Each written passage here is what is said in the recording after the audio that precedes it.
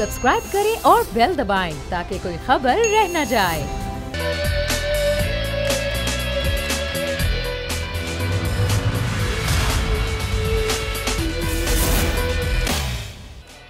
बिस्मिल्लाहिर्रहमानिर्रहीम, अस्सलाम वालेकुम। प्रोग्राम में मैं सुमैया रिजवान आपको खुश आमदीद कहती हूँ। नाज़रीन, आज़ाद कश्मीर के इलेक्शन में अब कुछ ही रोज़ बाकी रह गए हैं। ज़ाहिर इलेक्शन कैंपेन अपने फुल स्विंग पर आ गई है। तमाम जमातों की कोशिश है कि अच्छे से अच्छी इंतखाबी मुहिम चलाए और हर जमात ही ये चाहती है कि ज़ाहिर वो वहाँ पर हुकूमत बनाए। ज़ाहिर जिसकी हुकूमत है अमूमन तो हमने यही देखा है कि वही जो ज़िम्मी इलेक्शन होते हैं उनमें जीतती है, लेकिन पिछली हमने ऐसे मामलात नहीं देखे। आज़ाद कश्मीर के इलेक्शन हर तरीके से मुख्तलिफ हैं। आज़ाद कश्मीर के इलेक्शन पर सियासत भी बहुत ज़्यादा होती है। आज़ाद कश्मीर की सूरत हाल पर सियासी बयानात बहुत ज़्यादा आते हैं। ये वो मामला है जो कि ज़ाहिर इस पर अपोजिशन जो है वो हमेशा हम देखते हैं हुकूमत पर तनकीद करती नज़र आई है। मरियम नवाज़ ने इलेक्शन कैंपेन शुरू कर दी है और उनका बयान ही आज खबरों की जीनत है, जिस पर वो कहती हैं कि हम कोई पागल हैं जो डील कर लेंगे, हमने इतनी जद्दोजहद की है, उसके बाद डील करने का सवाल ही पैदा नहीं होता। ये डील करने की बातें कहाँ से आ रही हैं? हुकूमत बार बार कहती है कि डील का नतीजा है, तो वो कौन सी डील है जो कर ली है मुस्लिम लीग नून ने और जिसकी वजाहत मरियम नवाज़ को आज देनी पड़ी है? दूसरी बात यह कि APC जो कि होनी थी और वो नहीं हो सकी क्योंकि APC खुद अपोजिशन के इख्तलाफात की नज़र हो गई। मौलाना फजल रहमान जो हैं वो पीपल्स पार्टी के साथ बैठना नहीं चाहते हैं और कुछ यही हाल पीपल्स पार्टी का भी है।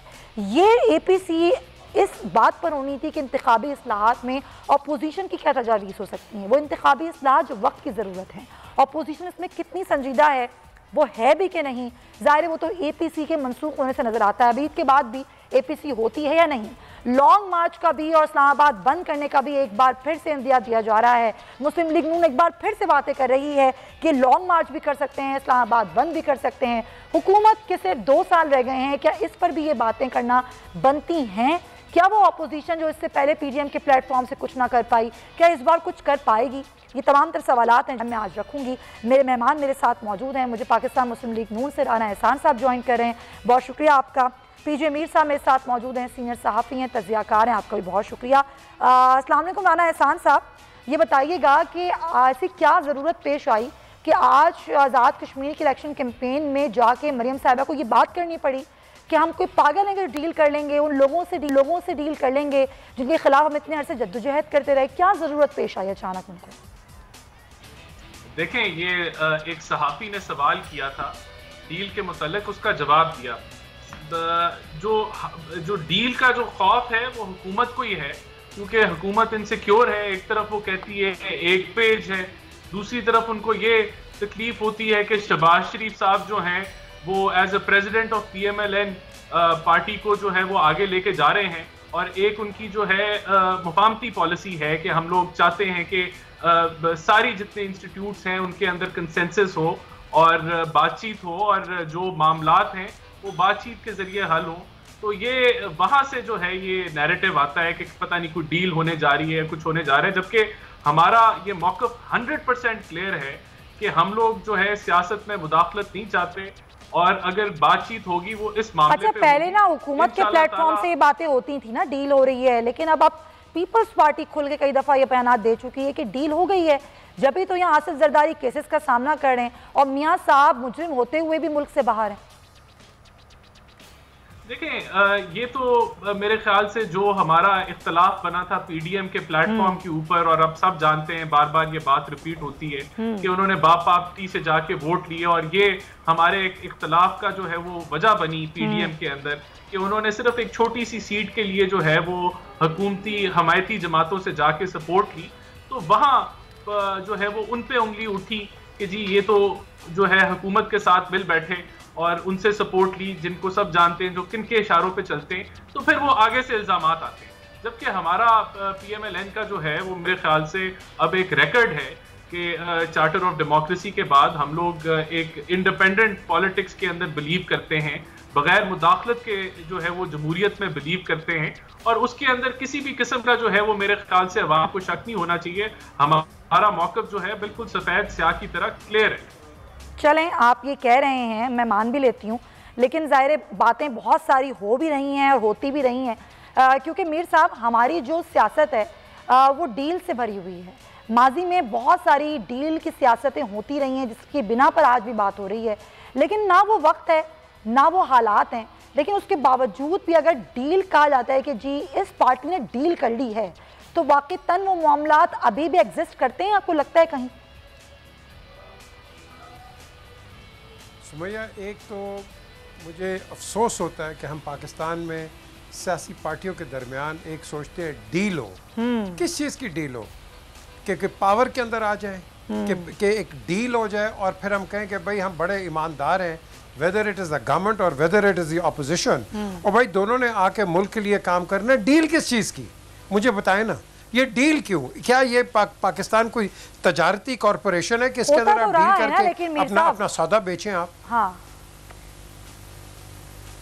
ये सही कह रही हैं आप। हाँ। लेकिन ये होता रहा है। हाँ। और बदकिस्मती से होता रहेगा जब तक आप अपने इलेक्टोरल सिस्टम को चेंज नहीं करेंगे। जब तक कोई भी पॉलिटिकल पार्टी, आप ये राणा साहब बैठे, इनसे पूछें, ये नून हो गया, पीपल्स पार्टी होगी, पीटीआई हो गया, सब हो गया, ये सारे जाते हैं लोगों के पास उस वक्त कि जब इनको वोट चाहिए होते हैं। उसके बाद कहाँ जाते हैं लोगों के पास? मुझे बताएं ना आप। सर्जरी करते हैं कोई अपनी कॉन्स्टिट्यूंसी में जाके? लोगों से पूछते हैं पानी मिल रहा है, लोगों से पूछते हैं एम्प्लॉयमेंट का क्या हाल है, लोगों से पूछते हैं दुकानें कैसे चल रही हैं? कोई नहीं पूछता। तो मैं समझता हूँ आप अपने इलेक्टोरल सिस्टम को ठीक करो। ये जो 500 रुपया देना, 1000 रुपया देना, ट्रकें भर के फिर आपने वोट ले लेना, इस सिस्टम के साथ आप कोई भी गवर्नमेंट हो वो नहीं चल सकती। बिकॉज एट द एंड फिर जो आपके पास लोग वोट भी लेके आते हैं कि जी ये मियाँ साहब हो गए, इमरान हो गए या जरदारी साहब हो गए, हाँ सर हम आपके पास 25 लेके आ जाएंगे, 30 लेके आ जाएंगे। अच्छा, इन रिटर्न क्या होगा? कोई चेयरमैन बन जाएगा, कोई एमडी बन जाएगा। वो क्या होगा? वो क्वालिफाइड नहीं होता, इदारों का बेड़ा गर्क हो जाता है। And then this is how we move on. और जी देखो इदारों का बेड़ा गर्क हमने कर दिया। इस सिस्टम को चेंज करो। ये सिस्टम चेंज नीचे से होगा, ऊपर आप देखोगे कि आपके पास अच्छे लोग आएंगे। हर पार्टी में अच्छे लोग हैं, लेकिन at the end of the day हम ये नहीं देखते कि कौन अच्छा कर रहा है, हम सिर्फ ये देख रहे हैं कौन बुरा कर रहा है। हमें इस चीज़ से गुरेज करना चाहिए और आगे निकले। और सुमैया, बदकिस्मती से जो अभी आपने बात कही है, ये नहीं होता। ये यही करते रहेंगे, ये इनका काम यही है। अब वो देखो ना, असेंबली के अंदर हमने मछली मार्केट बना दी है। वो कोई बिलावल के ऊपर कुछ वो कर रहा है, कोई बिलावल किसी के ऊपर कर रहा है। यार ये तो सियासत नहीं है ना यार। अगर आपने इस सियासत पे जाना है तो हम आगे क्या लेसन्स क्या दे रहे हैं? उससे पहले आपने खुद ही आपने देखा कि आपने अपने प्रोग्रामों में भी दिखाया है कि क्या लड़ाई हो रही है, क्या गंदी ज़बान इस्तेमाल कर रहे हैं। और हम जिन लोगों के नुमाइंदे, यार what kind of people are you कि इतनी गलत इस्तेमाल करके ज़बान, and then you say your people's representative. लोग तो ये नहीं चाहते हैं ये। तो मैं समझता हूँ अपने माइंडसेट को आप चेंज करो, अपने रवैयों को चेंज करो, थोड़ी सी टॉलरेंस दिखाओ और फिर आप आगे बढ़ोगे। वरना ये इसी तरह गेम चलती रहेगी। क्या होगा? अब इलेक्शंस आपने आज़ाद कश्मीर की बात की है, कोई इधर से पैसा लगा रहा है, कोई इधर से लगा रहा है। यहाँ तो पहले धांधली की बात शुरू हो जाती है ना, ये कोई नहीं देख रहा। हाँ, ये कोई नहीं देख रहा। और ये अफसोस की बात ये कि इलेक्शन कैंपेन शुरू होती है, लेकिन उससे पहले ही उस इलेक्शन को चुराने की बातें शुरू हो जाती हैं, धांधली की बातें शुरू हो जाती हैं। अच्छा, एक पॉइंट है जो मैं बहुत अरसे से उठाना चाह रही थी।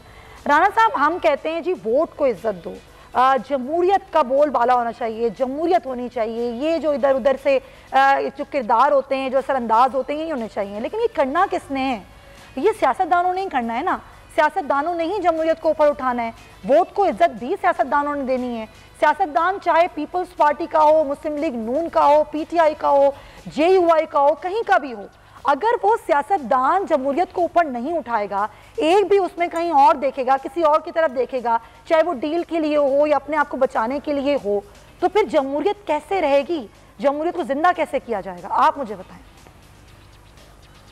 देखिए, बिल्कुल आपने सही कहा सुमैया, मैं आपसे एग्री करता हूँ। जमहूरियत को अगर स्ट्रेंथन करना है तो वो पॉलिटिकल पार्टीज नहीं करना है, जो सबसे बड़े स्टेक होल्डर्स हैं इसके अंदर। और वो कैसे करना है? देखें, वो पार्लियामेंट के थ्रू करना है। आपने पार्लियामेंट को स्ट्रेंथन करना है, पार्लियामेंट में आपने फाल डिबेट करनी है, पार्लियामेंट की कमेटी के थ्रू आपने ये 2008 से 2018 पे जो टेन्योर रहा, आपने देखा कि पार्लियामेंट जो था वो मछली मंडी नहीं बनी हुई थी। वहां अच्छी डिबेट होती थी, कमेटीज के अंदर ऑपोजिशन और जो गवर्नमेंट है उसका एक अच्छा रिलेशनशिप था, वर्किंग रिलेशनशिप था। आज आप देखते हैं कि जो गवर्नमेंट है वो ऑपोजिशन का किरदार अदा कर रही है। वो जो सर ये मत कहें कि आज पहली बार हुआ है, माजी भरा हुआ है कि ऐवान में क्या कुछ ना होता रहा, लेकिन जो आज हुआ वो ज्यादा खतरनाक था, वो ज्यादा गलत था। नहीं सुमैया देखें, माजी के साथ हम ना कंपैरिजन करें। 90 के अंदर हम एग्री करते हैं बहुत सारी गलतियां थी, लेकिन 90 के बाद हम जब 2008 ऑनवर्ड मूव किए तो बहुत इंप्रूवमेंट आई चीजों के अंदर, बहुत चीजें नॉर्मलाइज हुई। सर हमें तो ये बात करनी नहीं है ना कि माजी में क्या होता रहा, आज क्या हो रहा है, हमें तो इसको ठीक करना है ना। इसको ठीक कैसे करना है, अभी नौजवान नस्ल को हम क्या पैगाम दे रहे हैं। चले मैं आती हूँ, मैं ये सवाल करूंगी ना आपसे कि ठीक कैसे करना है, हम कैसे ठीक कर सकते हैं बाइज़्ज़ते सियासतदान, असेंबली फ्लोर को, तमाम माहौल को। तो वापस आते हैं अपने प्रोग्राम पर, और जिस तरह से हम हमारे जो मौजू है और जिस पर मैं बात करी थी राना साहब से, राना साहब जो बात हम कर रहे हैं कि जी इसको ठीक कैसे करना है, जब कोई इलेक्शन का वक्त आता है तो उस वक्त हम पहले ही से ये शोर मचाना शुरू कर देते हैं, इलेक्शन चोरी हो जाएगा, इलेक्शन में धांधली हो जाएगी, और फिर हम इलेक्शन रिफॉर्म भी नहीं करते। बड़े मजे की बात है, असेंबली फ्लोर पे हम कोई कानून साजी भी नहीं करते और वहाँ शोर भी मचाते हैं, और फिर हम हवाले देते हैं कि माजी में ऐसा नहीं हुआ, अब ऐसा हो रहा है। ठीक कैसे करेंगे हम इसको? देखिए सुमैया, मुझे इस पे मौका दीजिएगा। देखें बिल्कुल हमें इलेक्टोरल रिफॉर्म्स की जरूरत है, क्योंकि इस मुल्क में डस्का में देखा आपने कि पहले जो जमात 7,000 वोटों से 20,000 वोटों से जीती, कि 27,000 वोटों की धांधली हुई उस बाय इलेक्शन में, जिसमें पुआम की आंखें उस इलेक्शन की ऊपर थी। तो obviously there is a problem. अब इसको हल कैसे करना है? हल आपने ऐसे करना है कि हमने ऑपोजिशन की कोशिश थी कि जो इलेक्टोरल रिफॉर्म्स की एक कमेटी बनाई गई 2018 के इलेक्शन से, उसमें हमारी ये दरखास्त थी कि आप इसके ऊपर पिछले के ऊपर रिव्यू करें कि क्या क्या मसाइल हुए और उसको मूव फॉरवर्ड करें। परवेज खटक साहब उसके चेयरमैन थे, 2 साल में कोई एक मीटिंग नहीं हुई, टाइम गुजर गया। फिर जब ये जिमनी इलेक्शन में हारे तो फिर इन्होंने शुरू किया जी इलेक्टोरल रिफॉर्म्स। अब मैं आपको 2-4 मिसालें दे देता हूं। अब ये कहते हैं कि जी अच्छा, ये इलेक्टोरल रिफॉर्म्स का जो लॉ है ये ऐसा लॉ है कि जो आप धक्के से नहीं पास कर सकते। अच्छा, आपको कंसेंसस बिल्डिंग करनी होगी, सबको इकट्ठे लेके चलना होगा और सबकी मुशावरत से होगा, वरना तो आप बुनियाद। अब इससे ज्यादा हुकूमत और क्या कहे कि वजीर आजम असेंबली फ्लोर पे ये कहते हैं राना साहब कि मैं हुकूमत, मतलब वो कहती है हुकूमत गुजारिश करती है, मैं खुद गुजारिश करता हूँ कि अपोजिशन आए और इलेक्शन रिफॉर्म्स पर हमसे बात करें, हमें अपनी तजावीज़ दे। चले मैं ज़रा पीपल्स पार्टी का मौक़िफ़ भी ले लूँ। हसन मुतुरा साहब हमें कहें पाकिस्तान पीपल्स पार्टी से, उनको भी शामिल गुफ्तगू करते हैं, फिर इसी गुफ्तगू को आपसे भी करेंगे। हसन साहब, बड़ी अहम ज़रूरत है वक्त की इस वक्त इलेक्शन रिफॉर्म। अभी आज़ाद कश्मीर के इलेक्शन होने वाले हैं, ज़ाहिर पीपल्स पार्टी भी चाहती है वो वहाँ जीते, मुस्लिम लीग नून भी, PTI भी, लेकिन उससे पहले धांधली का शोर मचना शुरू हो जाता है और जमातें कहती हैं जी इलेक्शन चोरी कर लिया जाएगा, धांधली हो जाएगी। लेकिन हम इलेक्शन रिफॉर्म पे सीरियस होकर काम नहीं करते। APC होनी थी सर इस पर, वो नहीं हो पाई, मनसूख हो गई। और खबर ये है कि जी मौलाना साहब कहते हैं कि मैं नहीं बैठूंगा बिलावल के साथ। जब ये सूरत हाल होगी तो कैसे बात करेंगे फिर? बहुत शुक्रिया जी सुमैया। देखें, आप जो ये कह रही हैं कि इलेक्शन शुरू होते ही धांधली का शोर शराबा शुरू हो जाता है और लोग कहते हैं कि धांधली होने जा रही है, तो इसमें कोई बात गलत भी नहीं है। जब भी इलेक्शंस होने जाते हैं पॉलिटिकल पार्टियां तोड़ी जाती हैं, वफादारियां तब्दील की जाती हैं, फंड्स के लालच दिए जाते हैं। इलेक्शन कैंपेन के दौरान वफाकी वुज़रा जो हैं GB के अंदर खड़े होकर कहते थे कि वोट दो, पैसा लो, हम आपको डेवलपमेंट देंगे, वोट के बदले में देंगे। तो ये सारी प्री पोल रिगिंग में आता है। कैसे ना उस पर कहा जाए कि धांधली हो रही है। आज भी जो हमारे पंजाब की सीट्स हैं या जो मुहाजिरीन की सीट्स हैं पाकिस्तान के अंदर, उस पर आज भी DC जो है वो इंटरफेयर कर रहे हैं।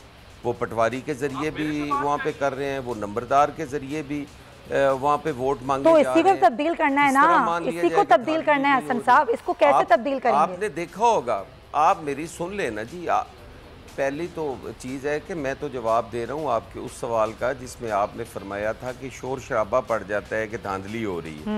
मैं वो आपको शोर शराबे की अर्ज कर रहा हूँ। बाकी जब आप सवाल करेंगी उसका जवाब भी दूंगा। अब आप AJK में जाकर देखें तो वहाँ पर कितने ही लोगों को विथड्रॉ करवाया गया है ज़बरदस्ती। पाकिस्तान पीपल्स पार्टी के लोगों को भी करवाया गया है। दूसरी तरफ जो हैं वो इलेक्शन के दौरान कैंडिडेट्स जो हैं वो लाए जा रहे हैं दूसरी पार्टियों को तोड़कर। ये सारी प्री पोल रिगिंग है, इसलिए शोर शराबा पड़ता है। अब जहाँ इलेक्शन रिफॉर्म्स का ताल्लुक आता है तो आप मुझे बताएं किस दिन वज़ीर आज़म साहब ने किसी सीरियस मूड में बात की हो? वो तो जब भी टीवी पे आते हैं वो कहते हैं चोर हैं, बदमाश हैं, उचक्के हैं, लूट मार करने वाले हैं, डाकू हैं। अब इस ज़बान के साथ उस आदमी के साथ बैठा जा सकता है? कतन नहीं जी। इलेक्शन रिफॉर्म्स के लिए एक सीरियस आदमी चाहिए, कोई सीरियस क़यादत चाहिए जो सीरियस तरीके से सारों को ऑन बोर्ड ले, उनके साथ बैठकर बात करे। और जहाँ तक ताल्लुक़ मौलाना साहब का है कि मौलाना साहब ने फरमाया है कि मैं बिलावल साहब के साथ नहीं बैठूँगा, तो कब हमने कहा है कि हम मौलाना साहब के साथ बैठेंगे? हमने तो हमेशा मौलाना साहब का एहतराम किया है। और अगर वो एहतराम का जवाब ये देते हैं जो बार बार हमने उन्हें अर्ज़ की कि मौलाना साहब आपका रवैया जो है वो दुरुस्त नहीं है, आप रवैया अपना दुरुस्त फरमाएँ, कोई भी किसी के मतहत नहीं है, ये सियासी जमातों का एक इत्तेहाद है। अगर बराबरी की सतह पर करेंगे ठीक है तो ठीक है। अब हम ये तो नहीं कर सकते भी कोई कहे कि मेरे भाई को डीसी लाड़काना लगा दो और हम ना लगाएं और वो कहे कि मैं साथ नहीं बैठता। हमें भी किसी के साथ बैठने का कोई शौक नहीं। ये रवैया मौलाना साहब का ठीक नहीं है, हम अपनी करेंगे, वो अपना पीडीएम का प्लेटफॉर्म इस्तेमाल करें। सही है, ये बिल्कुल सही पॉइंट है। लेकिन आपने कहा वजीर आजम चोर डाकू कहते हैं, बिल्कुल सही है, ये एक नैरेटिव ज़ाहिर रहा है हुकूमत का। लेकिन अभी तो पिछले दिनों वजीर आजम ने असम्बली फ्लोर पर जो तकरीर की, सबसे पहली बात जो उन्होंने की वो यही की कि मैं गुजारिश करता हूँ कि अपोजिशन बैठे, इलेक्शन रिफॉर्म पे बात करे, अपनी तजावीज़ भी हमें दे, हम उनकी तजावीज़ को सुनेंगे और हम उनका एहतराम भी करेंगे। क्या ये आपको सही नहीं लगी उनकी बात? कौन सा एजेंडा उन्होंने दिया है, कौन सा उन्होंने खत लिखा है, अच्छा। कौन सी उन्होंने मीटिंग फिक्स की है, कोई एपीसी बुलाई है कि आ जाओ फलां दिन फलां टाइम आ जाओ, और उस पर पीपल्स पार्टी ने गौर नहीं किया। अब हम पहले कैसे उन्हें कह दें जी कि आप कोई तारीख रखें हम आ जाएंगे? ये तो उनकी जिम्मेदारी है। क़यादतों का और काम ही क्या होता है? क़यादत का काम ही ये होता है कि वो लोगों को इकट्ठा करके उनको साथ लेकर चले। आप ये कह रहे हैं कि हुकूमत संजीदा ही नहीं है इलेक्शन रिफॉर्म करने में। सख्त फैसले थे जो हमने नून लीग के माने। सही है, मेरी अर्ज सुन लेना जी, हमने बड़े सख्त फैसले भी उनके माने। हम कहते थे कि उस वक्त ये काला कानून है नैब का, इसको तब्दील किया जाए, लेकिन मियाँ साहब उस टाइम समझते थे कि शायद नैब की जद में तो पीपल्स पार्टी ने आना है, हम क्यों तब्दील करें।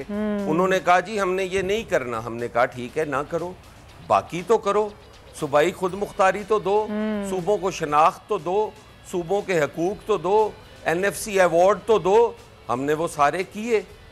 तो आज हम जो कह रहे हैं वज़ीर आज़म जिस दिन हमें सीरियस होके कहें, ठीक है, हम इंशाल्लाह ताला उस पे जरूर गौर पॉइंट है कि ना आप कह रहे हैं कि वज़ीर आज़म जिस दिन सीरियस होके इलेक्शन रिफॉर्म पर बात करेंगे तो अपोजिशन बात करेगी। बिलाल गफ्फार साहब तहरीक इंसाफ से, उन्हीं से पूछ लेते हैं।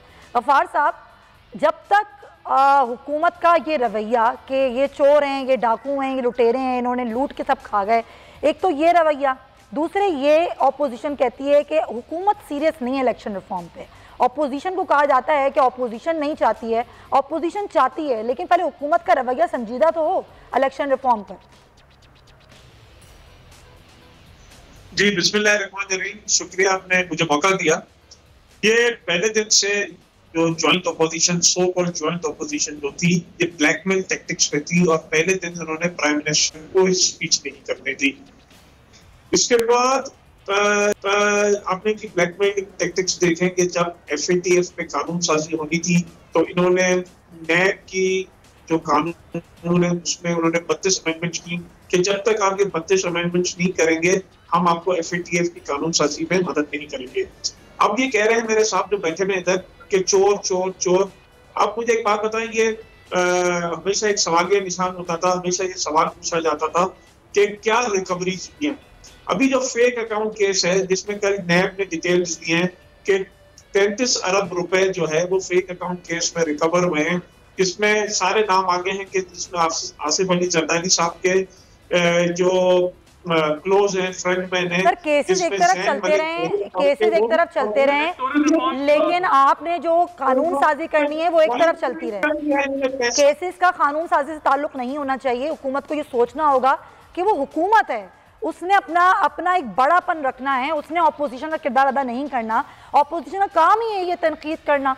आपका काम नहीं है तनकीद करना, आपने तो बड़ी कानून साजियाँ करवानी है। अगर आपका रवैया ये होगा तो फिर कैसे कानून साजी होगी। चलें ब्रेक लेते हैं और उसके बाद वापस आके डिस्कशन को आगे बढ़ाएंगे।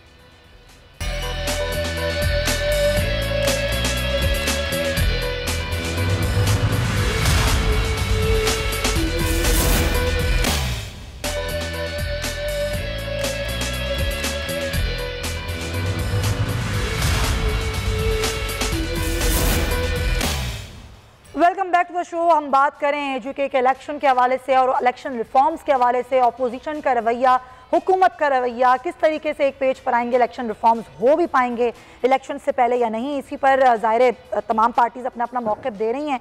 मीर साहब, हुकूमत का जो एक रवैया होना चाहिए, ज़ाहिर हुकूमत को पहले तो ये समझना होता है कि मैं हुकूमत हूँ, मैं अपोजिशन नहीं हूँ।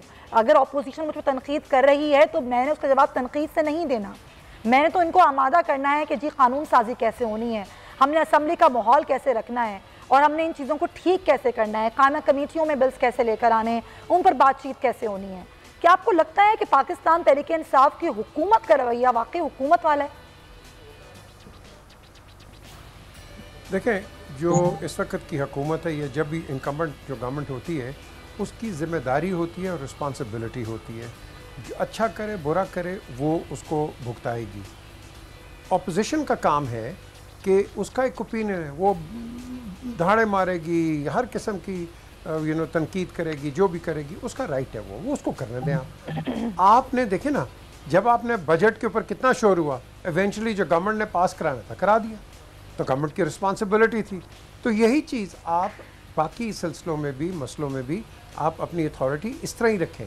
आपने बजट पास करा लिया, आप अपने जाएं, आपके पास जो मैंडेट है उस मैंडेट पे काम करें। अभी फॉर एग्जांपल शफकत कर रहे थे अपनी एक प्रेस कॉन्फ्रेंस, सबसे बड़ी चीज़ कि एजुकेशन में ये है, वो है, फलाना है, और भाई ये जो फीसें हैं इनको कम करो। लोगों के पास पैसे नहीं है फीसें देने के लिए। आपका एक आम आदमी 25-30 हज़ार रुपये पे काम कर रहा है, वो 40-50 हज़ार रुपये की कैसे कॉलेजेस में फीसें भरेगा, कैसे भरेगा? वो एक तरीके से भरेगा, उसके पास एक ही अल्टरनेटिव है, वो करप्शन करेगा। आप ये इनकी फीसें कम करो सबसे पहले।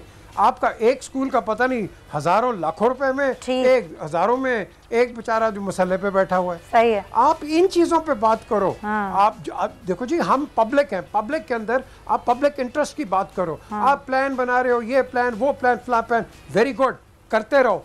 इमीडिएट रिलीफ जो है आवाम को चाहिए, पूरी पाकिस्तान को चाहिए। आप इनकी फीसें कम करो और जो गरीब आदमी है उसके लिए फीस माफ करो। इसको हम कहते हैं सोशलिस्ट कंट्रीज। हम सोशलिस्ट कंट्रीज की बात करते हैं। ये जो स्कूल प्राइवेट है, जिसने एक उसको कोने का घर मिलता है वहाँ स्कूल खोल लेता है वो। अब आप मुझे बताओ सुमैया, ये किस किस्म का बच्चा हम फ्यूचर जनरेशन के लिए अपना लीडर यहाँ से पैदा करेंगे? किस तरह आप क्यों इनको अलाउ करते हैं?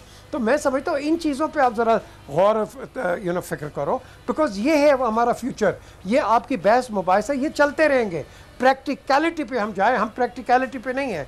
एक प्रोवोकेशन है और उसके बाद आपके रिएक्शन है। ये हमारा पाकिस्तान का ये अफसोस की बात है ना कि हम सियासत दर सियासत करते हैं, आवाम जिससे वोट लेकर आते हैं उसके लिए कोई काम नहीं करते। उस वक्त बातें होती हैं, उस वक्त दावे होते हैं, वादे होते हैं, जब इलेक्शन कैंपेन चला रहे होते हैं, जब वोट चाहिए होता है। आज देख लेना एजुके में क्या हो रहा है, वहाँ सब वादे कर रही हैं पार्टियाँ कि आज आप हमें वोट दें, हम ये कर देंगे, हम वो कर देंगे। उसके बाद वो लोग सब गायब हो जाते हैं जब वो जीत जाते हैं। ये बड़े अफसोस की बात है। अच्छा राना साहब, ज़ाहिर पीडीएम का जो काम था पीडीएम नहीं कर पाई। जी मीर साहब, आप कुछ कह रहे हैं?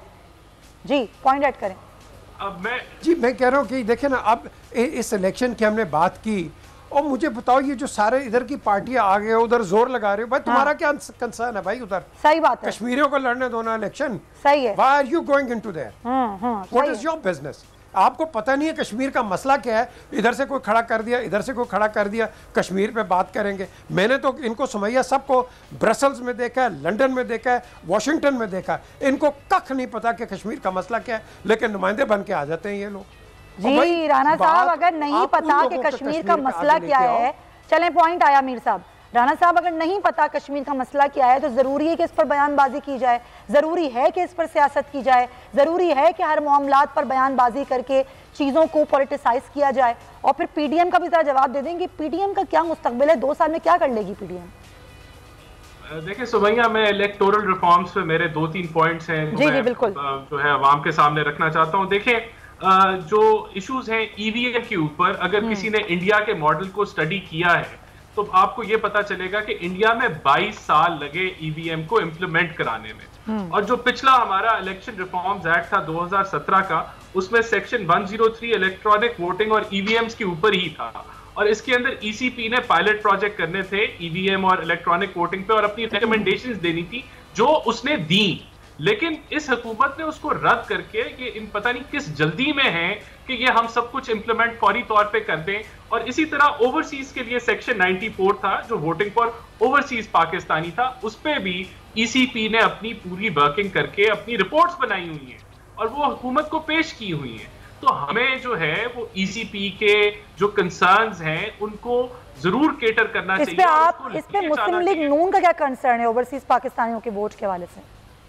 हमारा कोई कंसर्न नहीं। हम कहते हैं कि जो ईसीपी है उसने ऑलरेडी वर्किंग की हुई है, आप उसको केटर करें, आप उसको रद्द ना करें। और अपना जो देखें इलेक्टोरल रिफॉर्म्स के लिए वैसे ही आपको 2/3 जो है वो मेजॉरिटी चाहिए क्योंकि ये कॉन्स्टिट्यूशनल अमेंडमेंट है। तो जिस तरीके से ये हुकूमत कर रही है 42 से ये और मुतनाज़ा इलेक्शन को बनाएगी। अब आप आ जाए जो आपका सवाल था कि देखें जी, देखें कश्मीरी खड़े हो रहे हैं, कोई यहाँ पंजाब से जाके वहां इलेक्शन के अंदर नहीं कोई खड़ा हो रहा, वहां के कैंडिडेट्स खड़े हो रहे हैं जो के टिकट्स में आ रहे हैं। मैं भी कॉन्स्टिट्यूशनल पॉलिटिक्स करता हूं, हमारे दफ्तर अवाम के लिए खुले होते हैं चाहे हम पावर में हो या ना हो। तो हमें इस सिस्टम को इस तरह रद्द नहीं कर देना चाहिए। हमारे जो इश्यूज हैं इस सिस्टम में उसकी इंप्रूवमेंट की हमें जरूर बात करनी चाहिए। और सर तो वो बात कैसे होगी, यही तो बात कर रहे हैं ना कि जब आपस में ऑपोजिशन इकट्ठी नहीं बैठेगी, एक बंदा कहेगा मुझे इसके साथ नहीं बैठना, दूसरा बंदा कहेगा मुझे इसके साथ नहीं बैठना, जब ऑपोजिशन इकट्ठी होकर तजावीज ही नहीं देगी तो बात कैसे बढ़ेगी आगे? यही पॉइंट है। देखिए मैं समझता हूँ कि एसीपी के प्लेटफॉर्म को जरूर सबको इकट्ठा होना चाहिए, मौलाना साहब को भी होना चाहिए, हमारी कोशिश होनी चाहिए सब पॉलिटिकल जमातों की, चाहे वो गवर्नमेंट में है आइदर और जो बाहर हैं कि वो इकट्ठे हों इस इलेक्टोरल रिफॉर्म्स पे, क्योंकि मैं समझता हूँ ये बोन ऑफ कंटेंशन है और इसके ऊपर हमें सर जोड़ के बैठ के मिलके कंसेंसस के साथ फैसले की जरूरत है। Exactly, point taken. हसन साहब, ये आज डील की बड़ी बातें हुई, मरियम साहिबा ने डील की बात की, पीपल्स पार्टी समझती है कि वाकई मुस्लिम लीग नून ने डील की हुई है? सॉरी जरा रिपीट कीजिएगा। ये मरियम साहिबा का बयान तो सुना होगा ना आपने, डील की बातें कर रही हैं, वो कह रही हैं कि कौन सी डील, हम पागल हैं कि जो डील कर लेंगे इन लोगों से। ये डील की जो बातें होती हैं पीपल्स पार्टी क्या समझती है, क्या मुस्लिम लीग नून ने डील की हुई है? देखिए जी, पीपल्स पार्टी के समझने या ना समझने से क्या फ़र्क पड़ता है। सारी कौम देख रही है, जो चीज़ कौम के सामने है उस पर पीपल्स पार्टी मौक़िफ़ रखे, क्यों रखे उस पर मौक़िफ़। अपनी ज़ात जो पाकिस्तान पीपल्स पार्टी की है, हम इस बात पे क्लियर हैं कि हमने ना कभी डील की है, ना हम डील करेंगे, ना हमने करनी है। हमारी डील तो अवाम के साथ है, अवाम का मैंडेट होता है, हम हुकूमत में आते हैं। और अगर हमारी किसी के साथ डील हो तो डील यही होती है कि हमारा रास्ता ना रोका जाए, वगरना हमें तो कभी भी एस्टेब्लिशमेंट के हम चहेते नहीं रहे, पसंदीदा नहीं रहे, और ना ही हमने कोई कभी किसी से डील की है। अगर कोई डील वील पीपल्स पार्टी ने करनी होती तो मैं नहीं समझता खुर्शीद शाह साहब 2-2.5 साल से बेगुनाह जेल में पड़े हैं और ना कोई इस्तगासा है, ना कोई गवाह है, ना कोई मुकदमा है, ना कोई समात है, ना कोई ज़मानत है, ना कोई सज़ा है। सारे देख रहे हैं। जरदारी साहब भी जेल काट के यही मैं सुनना चाह रही थी, मैं यही सुनना चाह रही थी हसन साहब की पीपल्स पार्टी का यही मौक़िफ़ है ना कि एक तरफ तो पीपल्स पार्टी जो है वो जेल जो है वो सारे मुकदमात देख रही है और मुस्लिम लीग नून की सूरत हाल बहुत मुख्तलिफ है। हसन साहब बहुत शुक्रिया आपका, पीजे मीर साहब हमारे साथ मौजूद है, राना एहसान साहब, बिलाल गफ्फार साहब आपका भी बहुत शुक्रिया। वापस आते हैं अपने प्रोग्राम पर और कुछ कोरोना की बात करते हैं। तो जो मुआविन खुसूसी बराए सेहत डॉक्टर फैसल सुल्तान हैं वो ये कहते हैं कि अब दोबारा से कोरोना केसेस में इजाफा हो रहा है। गुज़िश्ता हफ्ते जो कोरोना केसेस थे वो बढ़ना शुरू हो गए हैं, 4th वेव भी जो है वो आ चुकी है। एक तरफ वैक्सीनेशन हो रही है, जो लॉकडाउन है उसमें नरमी कर दी गई है, पूरे मुल्क में सूरत हाल जो है वो एक मामूल की तरफ आना शुरू हुई है। तो हम देख रहे हैं दफ़ा से फिर से जो कोरोना केसेस हैं वो बढ़ रहे हैं। इसी पर हम बात करेंगे। सैयद तजम्मुल हुसैन साहब हमारे साथ मौजूद हैं, जो कोरोना डाटा स्पेशलिस्ट हैं, उनसे बात करते हैं। तजम्मुल साहब बहुत शुक्रिया आपका। डाटा जो मुरतब किया जाता है उसका तरीक़ेकार क्या होता है, किस तरीके से आप लोग देखते हैं कि कोरोना केसेस अब बढ़ रहे हैं या कम हो रहे हैं, क्या तरीक़ेकार होता है इसका? बिस्मिल्लाहिर्रहमानिर्रहीम, शुक्रिया आपने मौका दिया। देखें, इसके 2-3 तरीके हैं जिस तरह हम एनालाइज कर रहे होते हैं डेटा को। सबसे पहले तो हम ग्लोबली डेटा देखते हैं ताकि हमारे पास ग्लोबल लर्निंग्स आ सकें कि डिजीज किस कंट्री में कितना फैल रही है। दूसरा, पाकिस्तान का जो इंटरनल डेटा होता है वो case to case by location हम स्टडी कर रहे होते हैं। अच्छा। ताकि हमारे पास ग्रोथ रेट आ सके डिजीज का। और तीसरा, जो हम प्रोजेक्शंस करते हैं कि आगे आइंदा आने वाले हफ्तों में बीमारी के फैलने की क्या पॉसिबिलिटीज हैं। अच्छा, तो ये प्रेडिक्टिव एनालिटिक्स भी हमारा चल रहा होता है साइड बाय साइड। अच्छा, तो ये ग्लोबल ट्रेंड्स जिसकी आपने बात की वो क्या होते हैं, क्या टर्म्स क्या है ये? जी, प्राइमरीली हर कंट्री के अंदर रोज की बुनियाद पे डेटा जो पब्लिश होता है, पिछले 495 डेज से हम स्टडी कर रहे हैं कि किस कंट्री में कितनी डेथ्स हुई, कितने केसेस हुए, कौन सा वेरिएंट था और उस वेरिएंट के नतीजे में उनके हॉस्पिटलाइजेशन किस तरह इंक्रीज की है। ये सारा हम स्टडी करते हैं ताकि हमें पता चल सके बाकी कंट्रीज में इस बीमारी का ग्रोथ रेट या फैलने का तनासुब क्या रहा। और उसी हवाले से फिर हम रिस्क स्कोरिंग भी करते हैं ताकि हमें भी पता रहे कि पाकिस्तान में अल्लाह ना करे बीमारी फैलती है तो कैसे आगे जाती है। अच्छा, तो पाकिस्तान में जिस तरह हुकूमत ने एक पूरा नैरेटिव शुरू दिन से यही कहा कि पूरी दुनिया में पाकिस्तान ने इस तरह कोरोना को कंट्रोल किया, ज़ाहिर है पूरी दुनिया उसकी मिसालें देती है, तो वाक़तन हमारे पास जो सूरत हाल रही वो दुनिया के दिगर ममालिक की बनिस्बतन बेहतर रही? आपके जो डाटा था उससे अगर हम देखें तो? जी, आप बिल्कुल ठीक कह रही हैं। अल्हम्दुलिल्लाह पाकिस्तान के अंदर सिचुएशन को बहुत अच्छी तरह से डेटा की बेसिस पे और एनालिसिस के बाद कंट्रोल किया गया है बीमारी के फैलाव को। और उसकी एक बहुत अच्छी एग्जांपल मैं आपको दूं तो मैं आपसे ये कहूँगा कि आप किसी भी शहर के आईसीयू वार्ड्स या कोविड वार्ड्स देखें, अल्हम्दुलिल्लाह इस वक्त आपको मेजॉरिटी खाली नजर आएंगे। उनमें कोई मेजर मसला आपको नहीं नजर आएगा, क्योंकि बीमारी जब ज्यादा सीरियस हो जाती है तो लोगों को अल्टीमेटली हॉस्पिटल ही जाना पड़ता है। तो अल्लाह का बड़ा करम है कि हमारे यहाँ पे डिसीजन मेकिंग क्योंकि डेटा की बेस पे होती रही और बर वक्त होती रही, इसलिए बीमारी पे काफी हद तक कंट्रोल पाया गया अल्हम्दुलिल्लाह। चलें, ये तो बड़ी अच्छी बात है और वाकई अल्हम्दुलिल्लाह कि पाकिस्तान में बहुत बेहतर सूरत हाल रही पूरी दुनिया के मुकाबले में। हमारे सामने भारत की मिसाल है, हमसाया मुल्क है, वहाँ पर इतनी सूरत हाल ख़राब हुई, लेकिन उसके बावजूद पाकिस्तान में अल्लाह का शुक्र है कि चीज़ें बहुत बेहतर हैं, अभी भी हाथ में है मामलात। अच्छा, टेक्नोलॉजी जो कि बहुत बड़ी चीज़ है, हम देखते हैं पूरी दुनिया में, ख़ासतौर पर मैंने कुछ ममालिक में देखा कि कहीं ऐप्स हैं, उन ऐप्स की मदद से लोगों में देखा गया कि किस तरीके से कोविड स्प्रेड हो रहा है और कोविड को रोकने के लिए उसकी सारी चीज़ों को देखने के लिए उन ऐप्स का इस्तेमाल किया गया, यानी कि टेक्नोलॉजी की मदद ली गई। लेकिन पाकिस्तान में बदकिस्मती के साथ ऐसी कोई ऐप्स नहीं है और ना ही कोई ऐसी मुतारिफ कराई गई। लेकिन टेक्नोलॉजी की मदद से क्या ऐसा मुमकिन है कि हम कोविड जो फैलाव हो रहा होता है उसको रोक सकें? अच्छा, इस पे मेरा मौक़िफ़ थोड़ा मुख्तलिफ है। पाकिस्तान में ट्रैकिंग और ट्रेसिंग के लिए एप्स भी चल रही हैं। हम सुपर स्प्रेडर्स को भी मॉनिटर कर रहे होते हैं। ना सिर्फ ये बल्कि पाकिस्तान का शुमार उन मुल्कों में होता है जहाँ पे सोशल डिस्टेंसिंग या मास कंप्लायंस को भी साइंसी बुनियादों पे स्टडी किया जा रहा है। हाँ, बिल्कुल। वो एक मुख्तलिफ सवाल है कि जी कितना ज्यादा है कितना कम आवाम कंप्लाई कर रही है, लेकिन हम इसके ऊपर साइंसी बुनियादों पे काम जरूर कर रहे हैं। ठीक है, बहुत शुक्रिया आपका तजम्मुल। हुसैन साहब हमारे साथ मौजूद थे और बता रहे थे कि डाटा किस तरह मुरतब किया जाता है, कैसे पता चलता है कि कोरोना बढ़ रहा है या फिर कम हो रहा है किसी भी मुल्क में। तो ये इन्फॉर्मेशन देना आपको बहुत ज़रूरी थी। अपना ख्याल आप रखिएगा, इंशाल्लाह आपसे कल मुलाकात होगी। अल्लाह हाफ़िज़।